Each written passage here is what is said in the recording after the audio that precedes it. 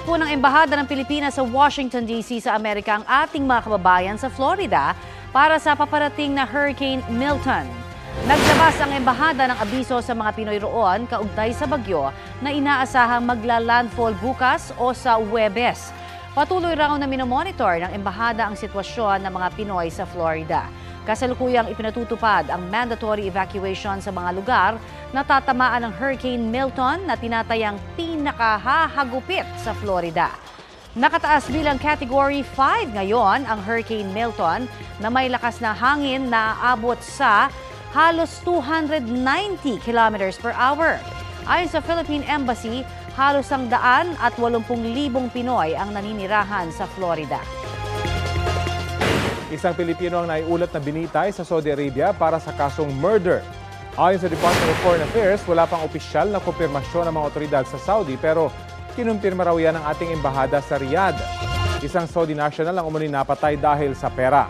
Sabi ng DFA, ginawa ng ating gobyerno ang lahat ng posibleng paraan para masagip ang Pinoy sa death row tulad ng pag-aalok ng blood money at pag-apela sa korte. Hiniling daw ng pamilya ng Pinoy na huwag nang isa publiko ang pagkakakilanlan ng kanilang kaanak. Ito ang GMA Regional TV News.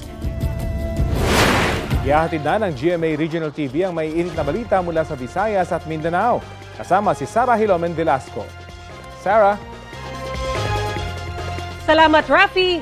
Balita sa Negros Occidental, nabuksan na ang kontrobersyal na vault ng Sagay City Treasurer's Office na naglalaman daw ng natitirang pondo para sa Health Emergency Allowance.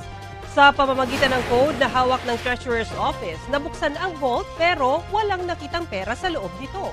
Hindi sumagot ang treasurer na si Juvie Pinonga nang tanungin kung nasaan ang pera. Mahigit 7.3 million pesos pa sa 22 million pesos na Health Emergency Allowance ang hindi pa naibibigay sa health workers sa lungsod. Pinapaliquidate na yan ng Commission on Audit. Nakatakdang sampahan ng kasong administratibo ng Sagay City LGU ang treasurer na maharap din daw sa kasong kriminal na isasampa ng Commission on Audit. Sinubukan ng GMA Regional TV na kuhanan ng reaksyon ang treasurer pero hindi pa raw siya magbibigay ng pahayag.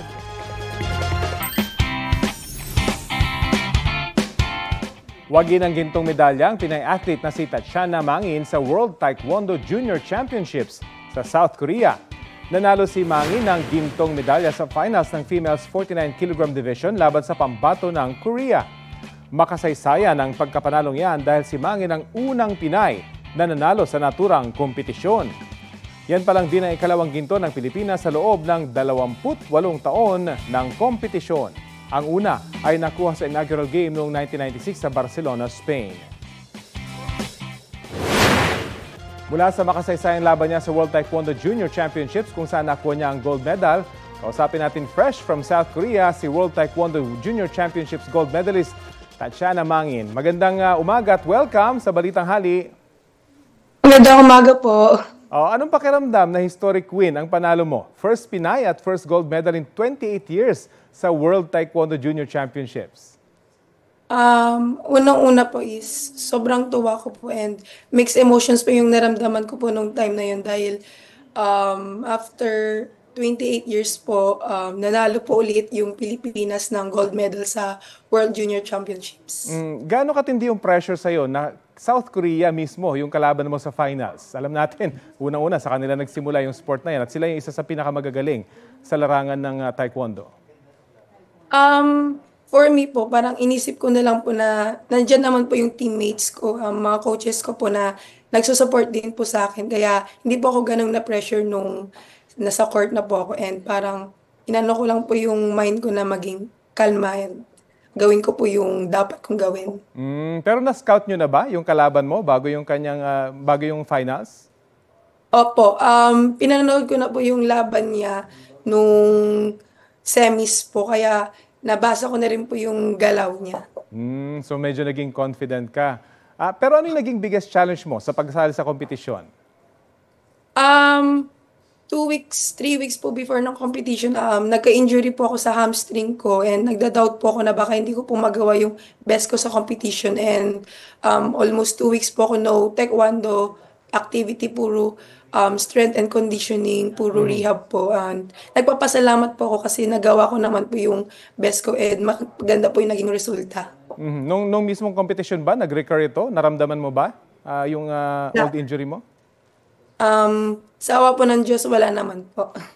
Okay, so maganda yung naging conditioning mo at no taekwondo activity bago yung competition. Pero gaano katindi yung training mo para dito sa World Taekwondo Junior Championships? After po nung namili po ng mga ipapadala po sa Korea po para sa World Championship, naggawa na po ng program yung coaches ko na parang 3 to 4 times, 2 to 3 times day po yung training namin. Minsan po 4. Ano susunod para sa'yo? Of course, may mga competition ka pa after this. For this year po, siguro ito po yung last international competition ko po for this year. And next year po, hopefully po, mapili pa rin po ako i-represent yung Philippines po sa senior team dahil marami pong competition next year. Isa na po doon yung SEA Games, World Championships. So sa senior ka na? Opo. Okay, good luck sa'yo at maraming salamat at congratulations, World Taekwondo Maraming Junior salamat Championships po. gold medalist Tatiana Mangin. Heto na po ang mga nag-file ng COC sa pagkasenador kahapon.